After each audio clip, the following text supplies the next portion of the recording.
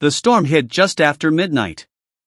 Not the kind that rips through towns or tears rooftops away. This storm was quieter, more cunning.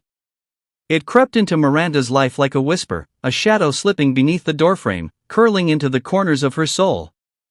She should have never answered that message. It started, as most mistakes do, with loneliness. Miranda Holloway was 27, working nights as a nurse in a small Maryland hospital. Her mother had passed away 2 years ago, and her long-term boyfriend left shortly after, unable to handle her grief.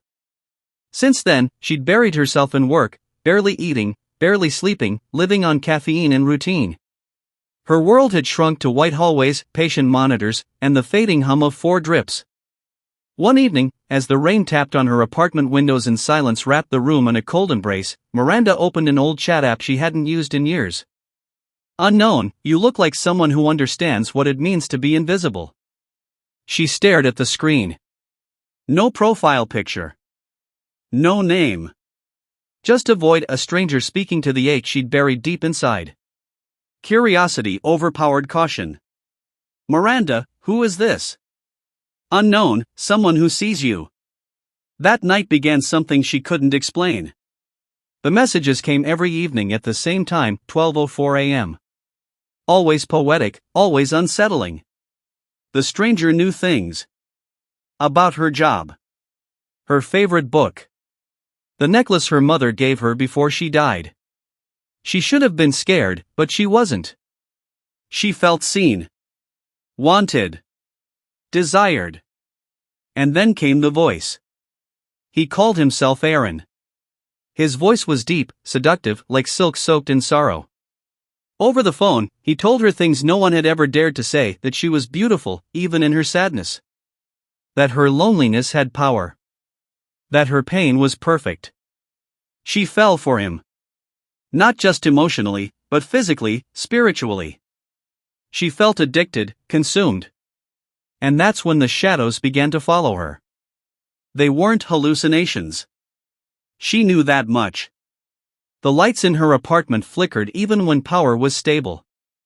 Her reflection in the mirror began to lag, smiling long after she'd stopped. At the hospital, patients started whispering her name in their sleep. One elderly woman even clawed at her wrist, muttering, "You've let him in, you've let it in."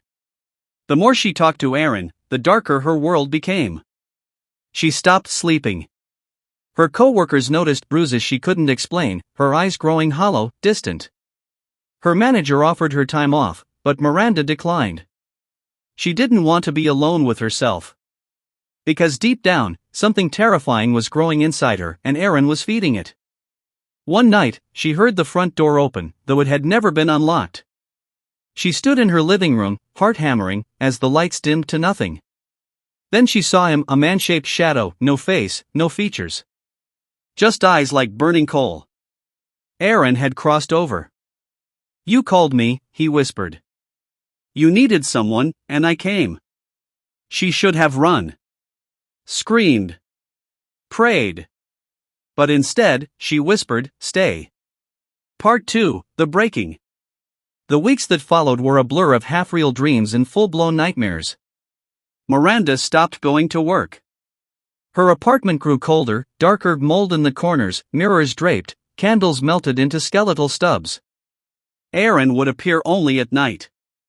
He never touched her, but she felt him in her skin, in her thoughts, in the way her body moved like it no longer belonged to her. But this wasn't love. This was possession. A friend from work, Denise, came by after 3 missed shifts. When Miranda didn't answer, she broke in. What she found made her scream. Miranda, sitting in a circle of burned photographs, eyes blank, arms etched with strange runes. Denise dragged her out of that apartment. The first few days were hell. Miranda vomited shadows. She spoke in languages she'd never learned. She begged to go back, not to the apartment, but to him. Denise, terrified but determined, contacted a local priest and a trauma therapist. "I know you think he loves you," Denise said one night, holding Miranda's trembling hands, "but real love doesn't drain you. It doesn't turn you into someone unrecognizable." It took weeks. A mix of therapy, spiritual healing, and sheer willpower. Every day without Aaron was pain, but pain of healing, not destruction. The more she resisted, the weaker the shadows grew. The bruises faded. Her reflection came back. Eventually, she returned to work. To life. But she would never be the same. Final act, the message. A year later, Miranda gave a talk at a community center about digital safety, emotional vulnerability, and psychological manipulation. She never mentioned Aaron by name, but she warned about the things that slip through the cracks of our loneliness. After her talk, a teenage girl came up to her. Pale. Shaking. "He's been messaging me, too," she whispered. Miranda reached out, held her shoulders, and looked into her frightened eyes. "Then we'll stop him. Together." Seduced by Shadows is not just a horror story, it's a mirror.